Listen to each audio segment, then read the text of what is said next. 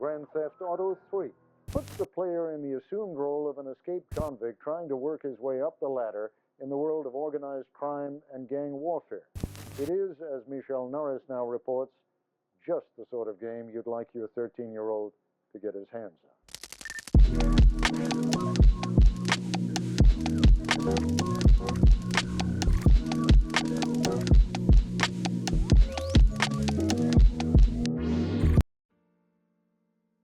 Oh man, this game is something special for a lot of people, especially for the gaming industry. Some would even consider this game peak fiction. On the one hand, this game was the entry that put Rockstar on the map, and it really revolutionized the open world 3D sandbox genre at the time. And on the other hand, this game caused a lot of controversies that made a lot of parents just think to themselves, are video games meant for children? And for me, this game in particular was very special to me because this is my first Grand Theft Auto game that I ever played. And unfortunately, that didn't last too long due to, well, obvious reasons.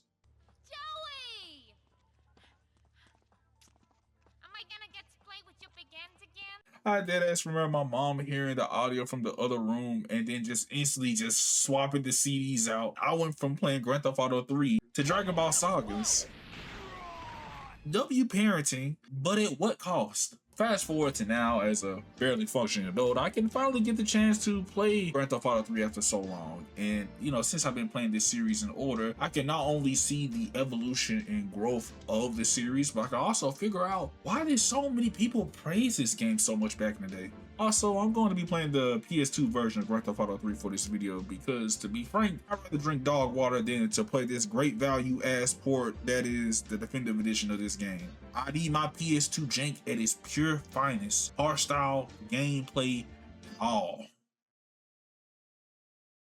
Throughout my journey of going through Grand Theft Auto 3, I feel I may have truly underestimated how big of a jump this game is compared to 2. Like, for a moment, just imagine yourself as a gamer who was born in the mid 80s or probably in the early 90s. And you probably started playing the Grand Theft Auto series from the first 2-3 top-down 2D games that released. And then 2 years later, after Grand Theft Auto 2, your series looks like this now. Full-on 3-dimensional gaming, baby. And it is such a day and night difference. I mean, just booting up the game, you really start to see, yo, Rockstar and DMA Design, these motherfuckers weren't holding back. Driving has weight to it, movement feels a lot more expressive, combat while still janky shit actually evolved, and there's actual day and night cycles, and the world just feels a lot more interactive, and the presentation and atmosphere of this game is just,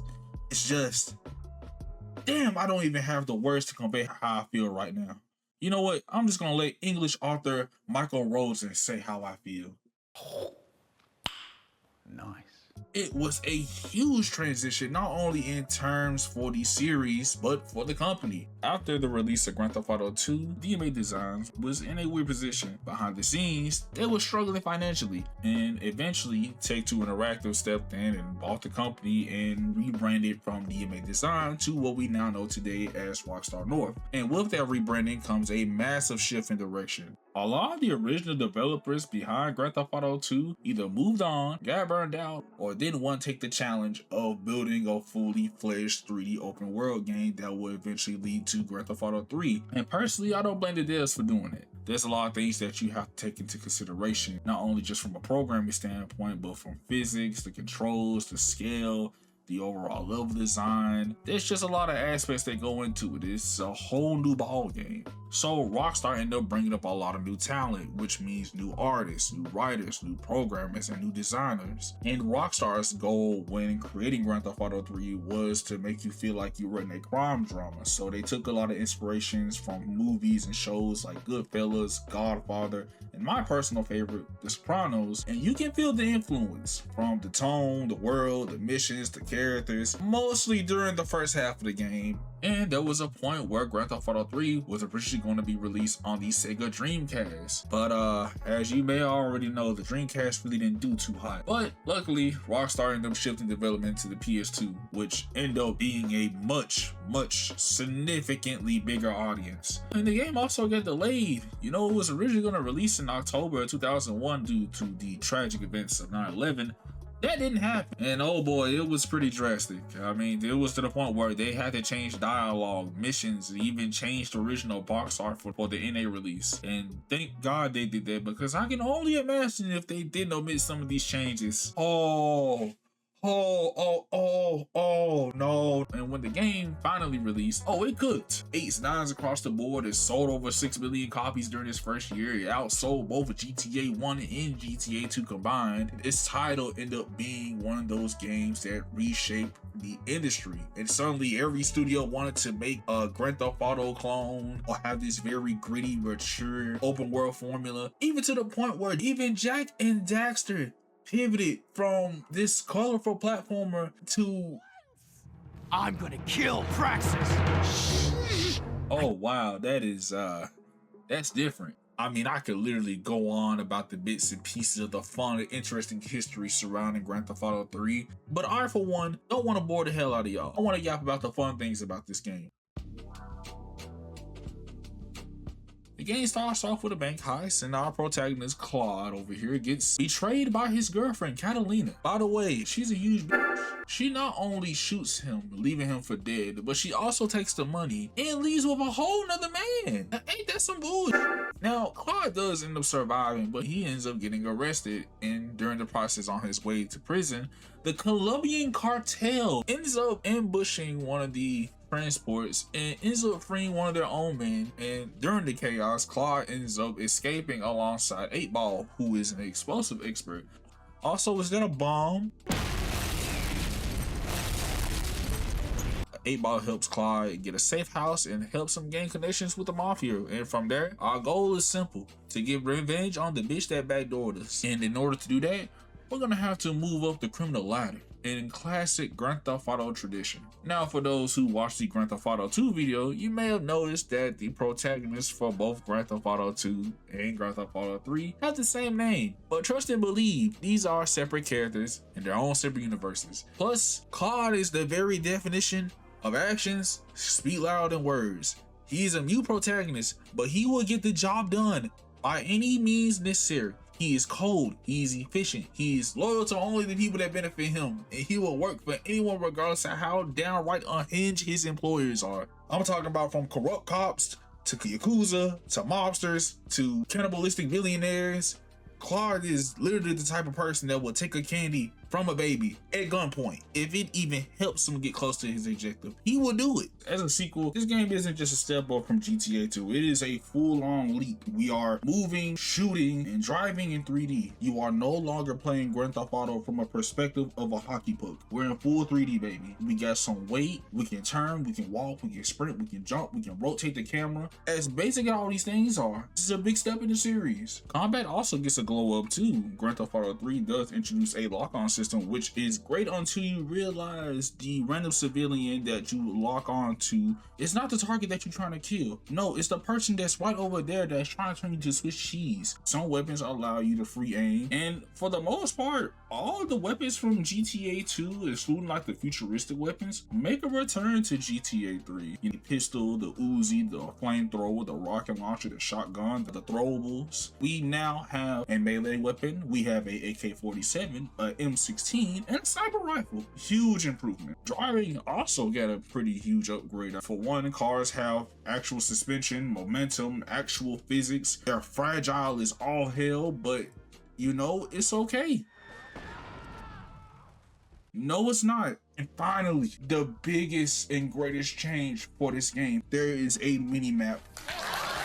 This was a very much needed quality of life change to the game. Gangs also make a return, but the old reputation system from GTA 2 has sadly been omitted, RIP. However, gangs do get more hostile as you progress through the story. Trust and believe, it definitely makes things significantly harder at some points, but that's the fun of this game. And sometimes you even see them in crossfires at times. The warning system also makes a return as usual in GTA fashion, but cops in this game are a lot more aggressive than 2. The fact that they shoot you at the level 2 wanted level is already enough as is, but they now have more roadblocks. There's helicopters chasing after you, and I swear I feel like some of these police have superpowers because they can teleport to your location or spawn directly behind you. I don't know what training regimen that these cops been on, but they on something. You also finally get a safe house to save your game. Instead of going to a church and having to spend $40,000, I no longer have to spend money in order to save. And there are a lot more side activities this time around. You can be a taxi driver, a firefighter, a paramedic, or a vigilante. And there's some off-road challenges, some stunt jumps, and you can still import and export cars. Now, a lot of the traditional Grand Theft Auto activities from GTA 1 and 2 still make a return, like rampages, payphones, and even the respray shop, and even some hidden collectibles here and there. And there's still item pickups. Oh, is that Gucci Mane out here? Now, one of the massive changes going to GTA 2 to GTA 3 that I immediately noticed is that GTA 3 as a game is a lot more linear than 2. You know how in the second game in the series, there was 2 ways of going through the game. Either by playing through the missions or by just causing mass destruction and getting a target score. Well, that is no longer the case for GTA 3. It's a lot more story heavy, so your way of progressing is through going through the main missions in the game in terms of unlocking new weapons, meeting different characters, and even exploring different islands. The score system is still there, it's just used more as a scoreboard to show you what crimes you committed. Money also plays a bigger role in the game now since, well, you can not only use it to buy weapons and armor, but in certain missions, you need a certain amount of money in order to progress in the story. I just adore Grand Theft Auto 3's presentation. The fact that this game just takes the damn Price is Right font and just flips it over to its own signature style that makes it a lot more bold, urban, and loud. Oh, it's great. The UI itself is gritty, it's stylized, from the pause menus to the HUDs to the mission text font. Everything just drips and feeds early 2000s to me. From the box art to the loading screens to the character illustrations. At this point of the series, I feel like GTA really starts to form a bigger identity, especially with this art style. Even if we go past the art style, booting this game up, all you hear is this jazzy noir theme playing in the background with this comic book grid slide menus. It's just so stylish and cool. And on top of that, there's in-game cutscenes now with voice acting, and really good voice acting at that. You have Frank Vincent, who voices Salvatore, who I also remember being Billy Bass in Goodfellas. You got Joe Pantoliano, who voiced Luigi, who is also Ralph from The Sopranos. You got Michael Madsen, who voices Tony, and I specifically remember him being in a lot of Tarantino movies. And my personal favorite voice actor, Kyle MacLachlan, who voices Donald Love. My real objective was hidden on the plane all along. Unfortunately, the port authorities seized the plane and were stripping it down until I intervened at great personal expense. Oh my gosh, his voice sounds so sophisticated and smooth. That's some peak voice acting right there. Them adding voice acting is one of the best decisions they made in this game, and it really makes the storytelling and the overall game just a lot more appealing to me. And of course, the music in this game is also fairly decent. There's a lot more licensed tracks this time around. And there are some returning tracks from GTA 1 and 2, which I was surprised about when I was getting into this game that I heard on the radio station. But the overall presentation for this game slaps. The moment you step into Liberty City, it feels gritty. It feels aggressive. It is such a day and night difference when you look at Liberty City back in GTA 1 and then you look at Liberty City in GTA 3. It's just a lot more life to it. There's a lot more recognizable landmarks. There's the architecture. There's 3 different islands with their own identities, with their own set of NPCs and environments, and the overall haziness and just dark filter that this game has. It just screams, I'm in Liberty City. And can I also mention that there's also dynamic weather in this game now, and it can actually affect the driving. There's different traffic patterns depending on the island that you're currently in. And the NPCs in this game, one of a kind, very unhinged, and they have their own little quirks, stereotypes, charms, and personalities. And oh, it's fun seeing the way they interact. Hell, they'll even try to fight you. Sometimes they'll even call you slurs. They'll react to traffic, gunfire, the way that you're driving. Sometimes you will even see other gangs fight each other in broad daylight.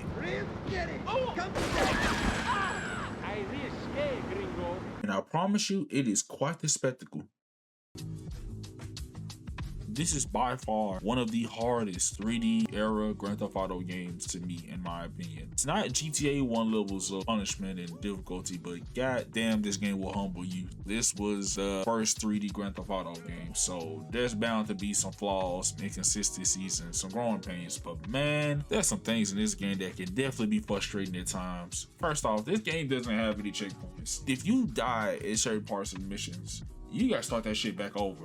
Mind you, you don't have lives anymore, but you lose all your weapons. And that can be a little annoying at times. There are definitely missions where if you fail them, you'd rather just go ahead and load up another save file. The process of traveling back to that previous location will not be a fun experience. And the lock-on system, okay, I admit it is doing its best, and I'm glad they added that. But sometimes it can get really finicky. And I promise you there will be times where, again, I would target the wrong NPC. Or sometimes the camera would just break out and lose control. I don't know why that happens. And the vehicles in this game, oh boy, they are fragile as empty soda cans. When I tell you, when you do certain escort missions, or missions that require you to transport a vehicle to point A to point B, while you have a 5-star wanted level and gangs across the board try to chase after you and shoot you down, it can be very difficult. When you get to the mid and late game, enemies will shred your health bar and armor like it is nothing. Now, let's go back to the narrative for a second. When I first started playing this game, I originally thought that Grand Theft Auto 3 was gonna really lean towards the mafia aspect of Liberty City. But the further I got into this game, yeah, it started going its own direction. So after Cloud proves himself to the Leone family, things seem to get a little stable. And then Salvatore just starts to get really paranoid. But eventually, he decides that he wants to take Cloud out the picture. Now, before you get into the car, Maria actually calls and you know that, hey, yeah, my ex-husband is on some weird shit. You might not want to get in that car, and you end up escaping. Now, after you leave the island, the whole time on the game shifts. I mean, completely. I mean, now you're at a point to where now you're at a new island, you're working with new employers, and now you're working with the Yakuza, starting with Oscar and Kenji. And let's just say, Oscar is...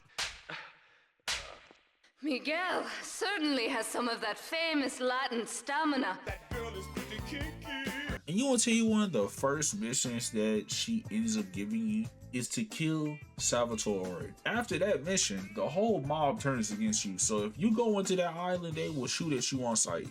So we're not going there anymore. Afterwards, you doing some more missions with Oscar, her brother Kenji, and you even do some missions with a corrupt fella named Ray. He is the very definition of a corrupt copy. He makes you do some crazy ass missions that makes you question your morality. And then there is Donald Love. Controversial and one of the more darker characters in the game. He is in fact a murderer, a manipulative, corrupt politician, and he's cannibalistic. And I'm sure he does far worse things as well, but for the sake of keeping this video monetized, we're not going to talk about that. Yeah, he's definitely one of the more unsettling characters in the franchise. He ends up asking you to assassinate Kenji, yes, Oscar's brother, and to frame it to make it seem like the cartel did it. You kill one of your former employees warriors, and you literally start out an entire gang war because of it.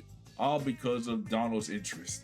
And from there, everything just goes on a complete spiral. And Oscar did not take that kindly. And she becomes a lot more hostile and just consumer revenge and starts an entire war with Liberty City. And eventually, she ends up capturing one of the head members of the Colombian cartel, torturing him, in fact. And then at one point, Catalina ends up finding out and puts both of them in a t-shirt, Jesus Christ. And eventually, everything leads up to you finding Catalina. This is by far one of the hardest missions in the game. Maria ends up getting kidnapped. You go out there, you beat a bunch of baddies. You know, there was a lot of dying, and at the end, Clyde ends up getting his revenge. He gets the questionable baddie of his life, and that's about it. Plot of this game is pretty straightforward and pretty basic, but it was definitely entertaining to say the least.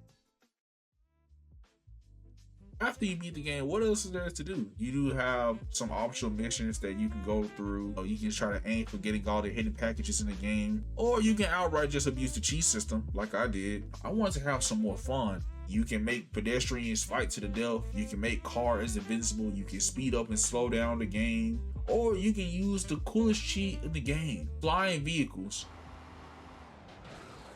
Okay, not exactly flying, you know, it just lowers the gravity of certain vehicles, but if you can get a tank and start shooting in the opposite direction, you could technically fly.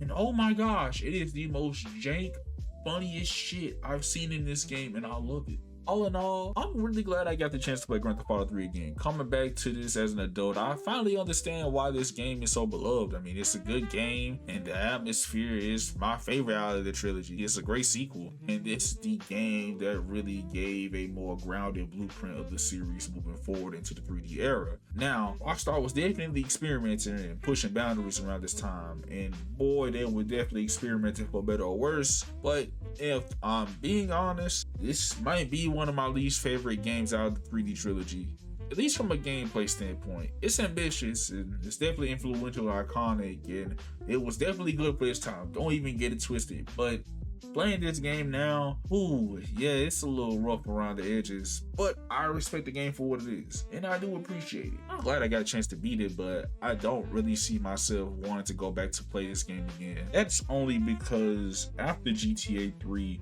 the series